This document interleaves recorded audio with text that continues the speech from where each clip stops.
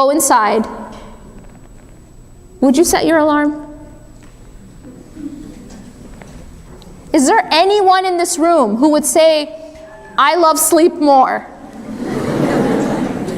Is there anyone in this room who would say that my bed is too comfortable? Forget the $5 million. Raise your hand if you would do that. And if you raise your hand, I know you're not telling the truth. Okay, you know you would do that. Something to reflect on is that we will set our alarm and we will get up any time of the night. No matter how little sleep you got, no matter how comfortable your bed is, you will get up just to go get that money. Now that's $5 million, because that's a lot of money, right? Do you know that that is nothing compared to infinity, right?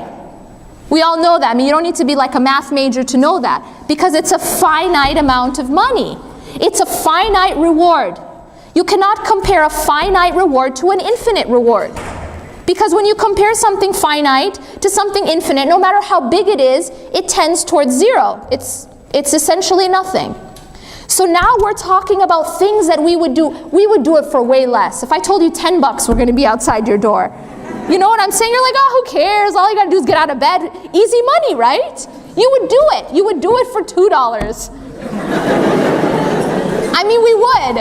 Admit it. I'll give you proof. I will give you proof. You want me to give you proof? Okay, I'm going to give you proof. Black Friday.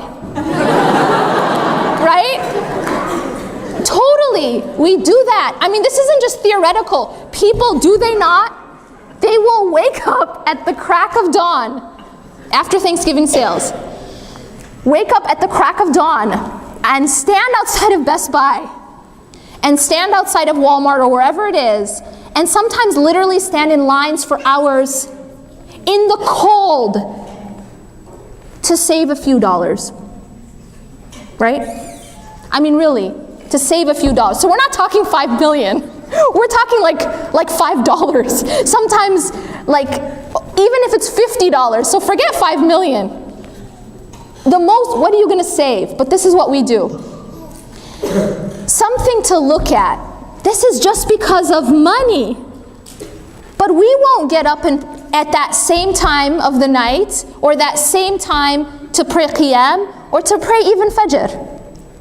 We'll sleep through Fajr, but if it comes to a sale, we'll get up. Sometimes people camp outside. I mean, do you guys know what people do for these sales? Have you guys seen or read in the news about the way we act?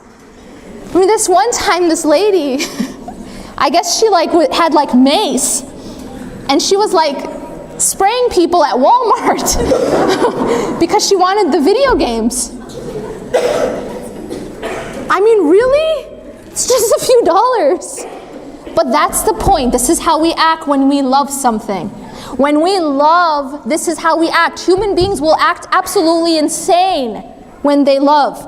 And when the love is for money, and when the love is for getting a good deal, we'll do anything.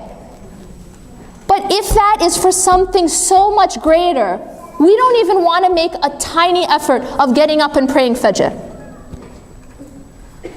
We will not step out of our class to go pray.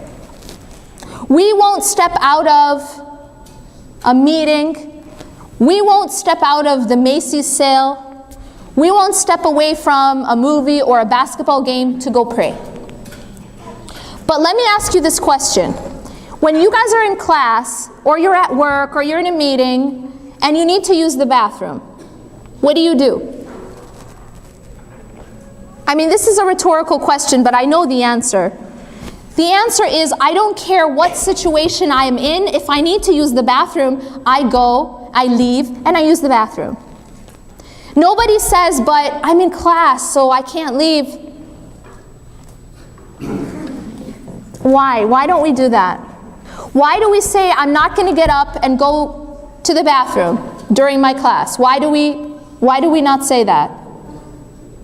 The reason is that the consequences of not getting up and leaving the classroom far outweigh any consequences of the embarrassment of walking out of class, right? Agreed?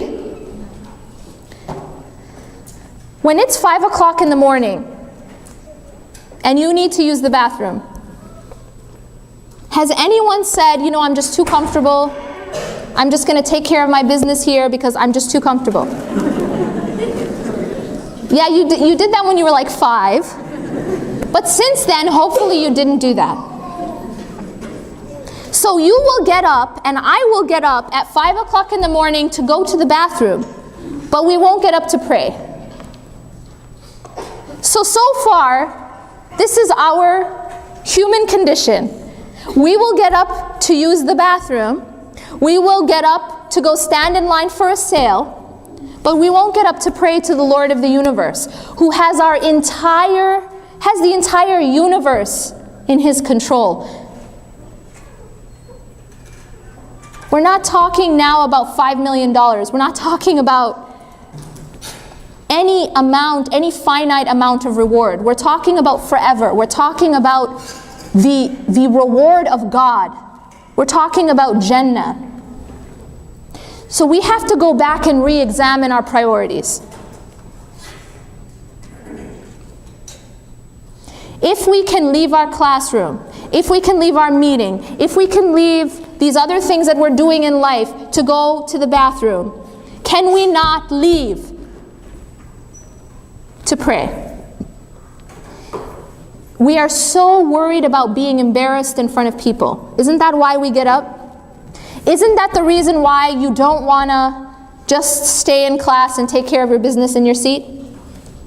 Is because you're afraid of being humiliated in front of the people. But we're not worried about being humiliated in front of Allah by missing our prayers. Isn't this the reality? The reason for this is because we have taken the dunya, we've taken everything that we can see and feel and touch, we've taken this life and we've injected it into our hearts, and we love it so much that we love it more than Allah subhanahu wa ta'ala. We don't see Allah, so we run after what we can see.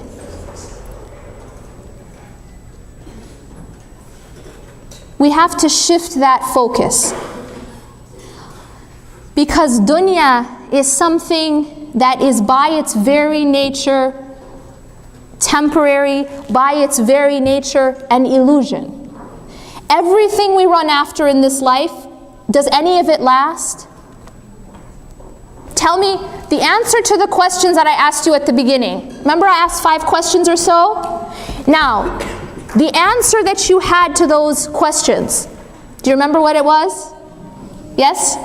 Nod if you do. Okay. That thing, the answer, is that thing gonna last?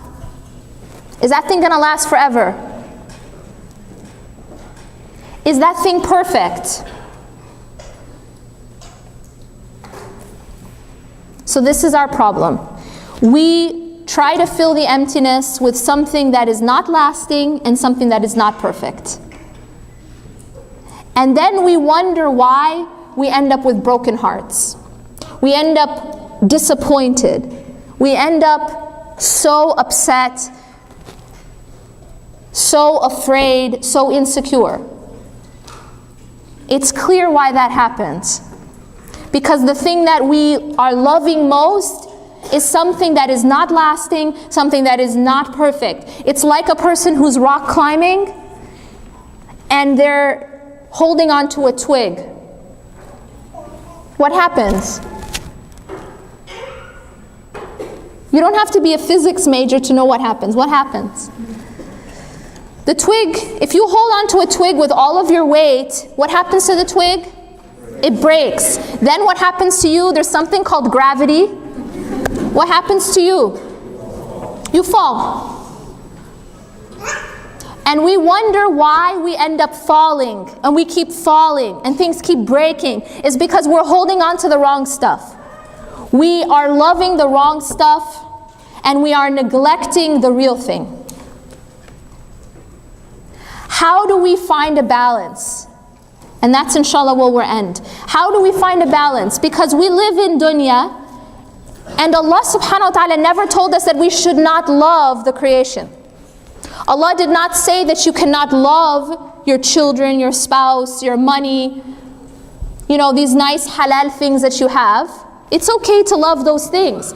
How do we find a balance where those things are loved but they do not own us?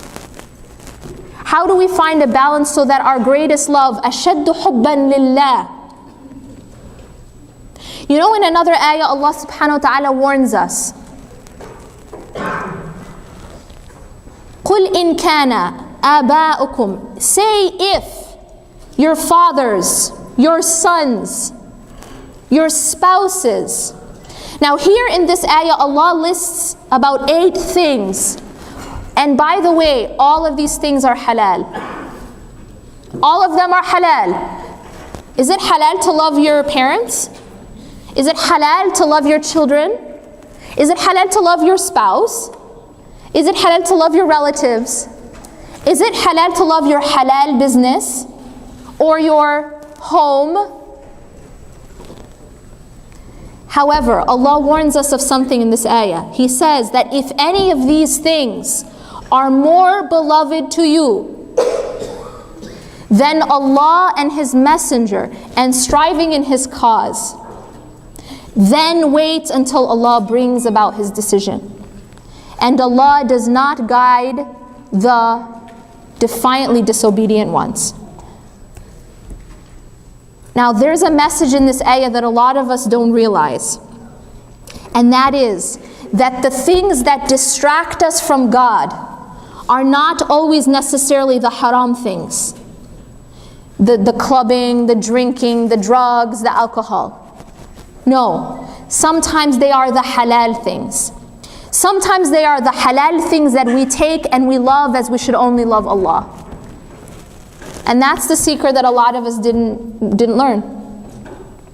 We don't realize what's the problem. I'm a mother, I love my children. So what's the problem with that? The problem with that is that when I love my children and they overtake and they become my center instead of Allah, that's a problem. Even though of course it's halal to love my children. My spouse, when I take my spouse, it's not a boyfriend, it's not a girlfriend, I'm married, right? You take your spouse and you put them at the center of your existence. And your life starts to revolve around them. And what you think about most is them. And what you want to please most is them. And what you fear most is them. And all of a sudden, where is Allah in the equation? That's the problem. And this will happen with halal money, this will happen with your spouse, this will happen with your children, with your parents, with your business, with your house, which you delight in, the ayah says. But when those things you start to focus on and revolve your life around, that's when you have a problem. Even though they're all halal. The question remains, how do we find a balance? Because it's natural for a mother to love her children. It's natural for a spouse to love their spouse. It's natural to love these things. Now the question is how? And this is where I want to bring in a concept which is mentioned in the book. It's a concept of what we hold in our heart and what we hold in our hand. And there's a difference between holding something in the hand and holding something in the heart. This is conceptual. But what it's talking about is this. Whatever we hold in our heart is a serious attachment. It's something I'm dependent on. What I hold in my heart is the thing I revolve my life around. It's the first thing on my mind when I wake up, the last thing on my mind before I sleep, what I think about all day, what I'm most afraid of, what I'm most interested in pleasing. It becomes the center of my world. It's the answer to those 5 questions that I gave you. That's what's in my heart. And that thing will become my master. You know that this is actually the reason why, this whole, what do you want to call it? Mother-in-law phenomenon of, right, you hear the word mother-in-law and all of a sudden there's this automatic connotation, right, of someone who doesn't want to let go of her son, right? Why do you think that happens? Think about it. Why do you think that happens? And I'm not talking about a mother loving her son. I'm talking about the unhealthy attachment of a mother to her son to such an extent that when he gets married, she is not able to let go. It's to such an extent that it creates problems between the husband and the wife. To such an extent that the son has to choose between his wife and his mother. That should never happen. To such an extent that he has to constantly tell his mother that I love you more than my wife. That's not healthy. Why do you think that happens? Do you know why that happens? That happens because the mother took that child, and for his entire life, he was at her center. He was at her center. She may have believed in Allah, but he was at her center. Her child was at her center. Now, if you take your child, your son in this case, and you did tawaf around him your entire life, you guys know what I'm talking about? Like, he didn't have to do anything for himself. Like, you did everything for him. You fed him to his mouth till he's like 20-something, right? You do everything for him. He never lifts a finger because your life revolves around him. First of all, you're harming your child when you're treating them in that way. That's not love, by the way. That's not love. That's insecure attachment, that's dependency, and it's not healthy. Allah is supposed to be at the center, not your child, not your spouse. So what happens then when he grows up and he gets married? You have an unhealthy consequence. And it's because an unhealthy attachment brings about unhealthy consequences in our personal lives, in our collective lives, and in the society. And this is just one example. This is the reason why someone who, when they lose stock or the stock market crashes, they take a pistol to the head. Why does that happen? Why does that unhealthy consequence happen? It's because that person took their stocks, took their money and put it at the center of their life and revolved around it. Why does Romeo want to kill himself or Juliet want to kill herself when they don't have the other person or they think the other person is gone? It's because Romeo took Juliet and put her at the center, and Juliet took Romeo and put him at the center. That's not love, that's worship. That's not love, that's worship. And that's what we have to understand. That proper love, that healthy love, is never to take something other than Allah and put it at your center. It's to love in a healthy way. And to love in a healthy way means that you love without attachment and without dependency.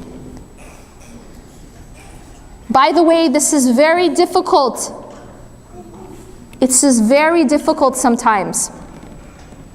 And this is something that Allah subhanahu wa ta'ala sometimes trains us to do. You know, one of the ways in which Allah trains us to do this is actually through the concept of pain. Think about a person who's standing in the kitchen and you accidentally touch the stove with your arm, but you don't see it, right? It's the back of your arm, and you touch the stove. What makes you move your hand? It's the pain, right? So what has Allah designed the pain to do for you? The pain is an indicator that you need to make a change. So in this case, the pain of being burnt is an indicator that you need to move your arm, right? Do you know that emotional pain is very similar? When you take your child, when you take your money, when you take anything else and you put it in the heart in a place that only God should be, guess what happens? It hurts you.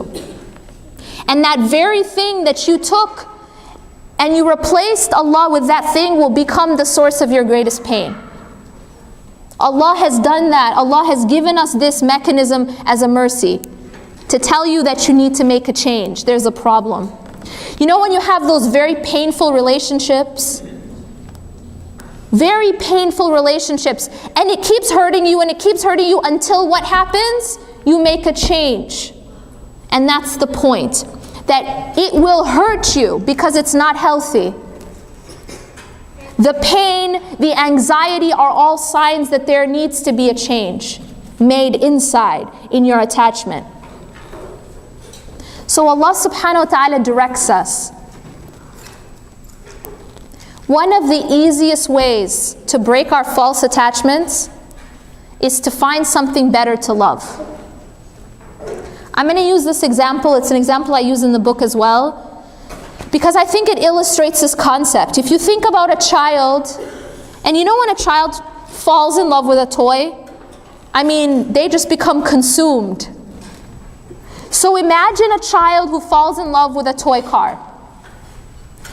He's walking by the toy store and sees the toy car in the window.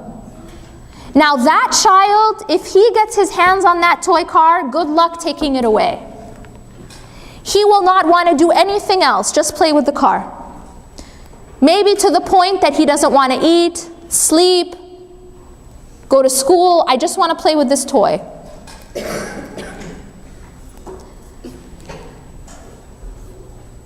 But my question to you is, what happens when that child grows up and now sees a real car? What happens to his attachment to the toy car? What happens? Not a big deal anymore. That's just a toy. I see the real Ferrari now. What does this have to do with us? There is a toy, there is a lesser model, and there is the real thing. The lesser life is this life. Think of this life as that toy car. In every way, it is inferior to Jannah. In every way. It is inferior in quality, because this life, no matter how much money you have, no matter how much status you have, no matter how much approval you have, it will never be perfect. Will it? No matter how beautiful you are, what happens after 50 years? It will never be perfect. This life is inferior to Jannah in quantity. No matter how much you have, it will not last forever. All those people that are on the magazine covers, they might have more money than you, they might have more fame than you, but they're gonna die too. And they don't look like that forever.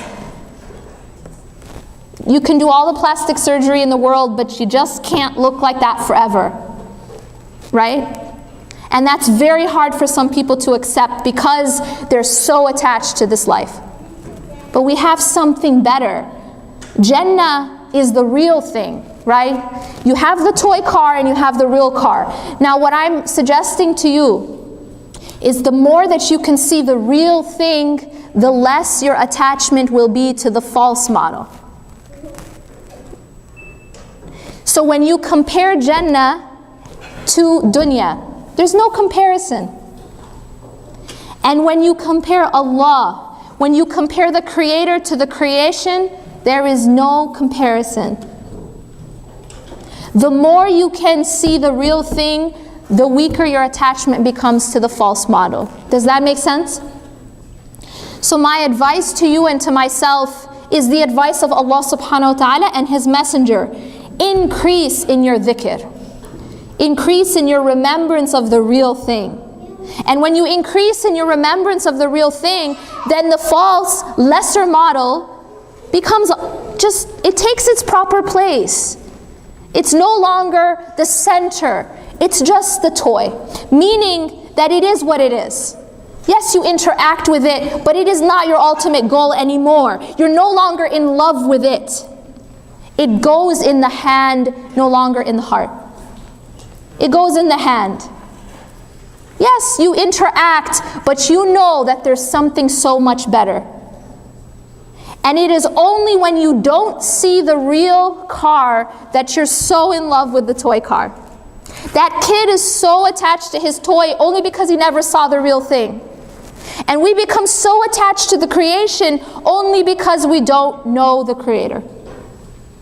We only know of Allah conceptually, like, yeah, Allah exists.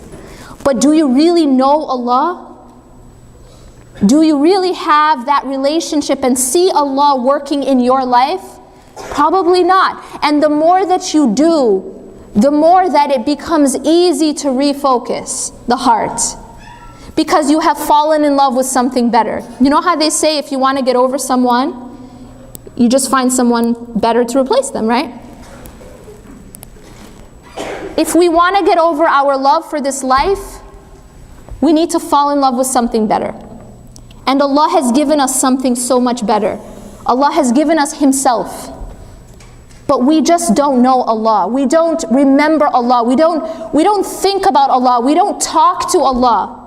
Even if we're praying, we're thinking about the toy car, aren't we? Remember I asked you, what do you think about in your prayers? Maybe it's your exam or somebody in your life or whatever it is. It's still that toy car. We have not seen the real thing yet. And the way to do that is we have to increase in your remembrance of the real thing. That means dhikr. Dhikr, the reading the Quran and reflecting on it. Making sure that you are praying 5 times a day on time. Making dua. Speaking to Allah. If you have a best friend and you never communicate, how strong is your relationship going to be? You know you're always talking to your best friend by some technical device or another, right? Text, Facebook, phone, whatever. But you're constantly communicating, at least if you're a girl. You're communicating with those people, and that's how you build that strong relationship. What if during that communication you're speaking in a language you don't understand? Does anyone in this room speak Chinese?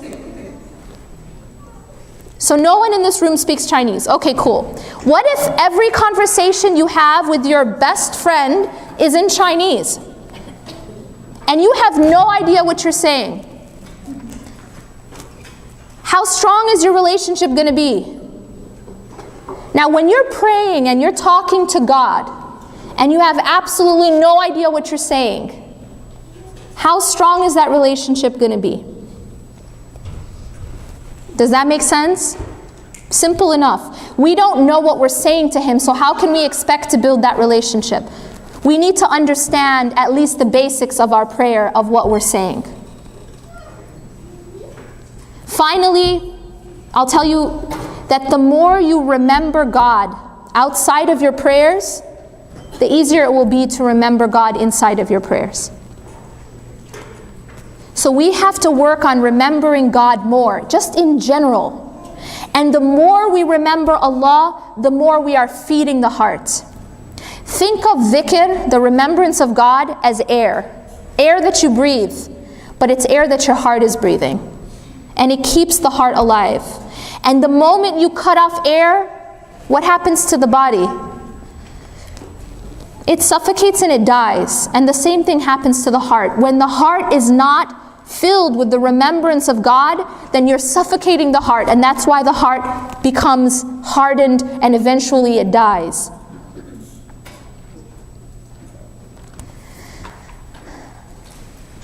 You know, sometimes I think, sometimes what keeps us from being consistent in our relationship with God is that we sometimes fall and we feel hopeless, we mess up, we feel like, you know what, it's just too hard, I'm too far away, there's no point. But the way we have to think about it is this. Our prayers, you know, sometimes people don't pray because they feel like, well, I'm just really low right now, I'm not in a good place. When I get to a good place, I'll pray again. Do you know what that person is like? It's like a person who says, I'm not feeling very good today, so I'm not going to breathe today. Because I'm not feeling good. And when I feel better, I'll breathe. Maybe tomorrow. Maybe next week. What's the problem with this scenario? What's the problem with this scenario? You're not going to feel better if you don't breathe. In fact, you're going to die. You have to think of your prayers in exactly the same way. They are the air of your heart. And even if you're not feeling good or you're feeling really low, you still need to breathe.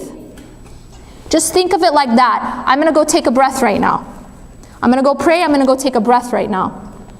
And eventually, if you keep breathing or keep praying, you eventually will feel better. Remember, this life isn't linear.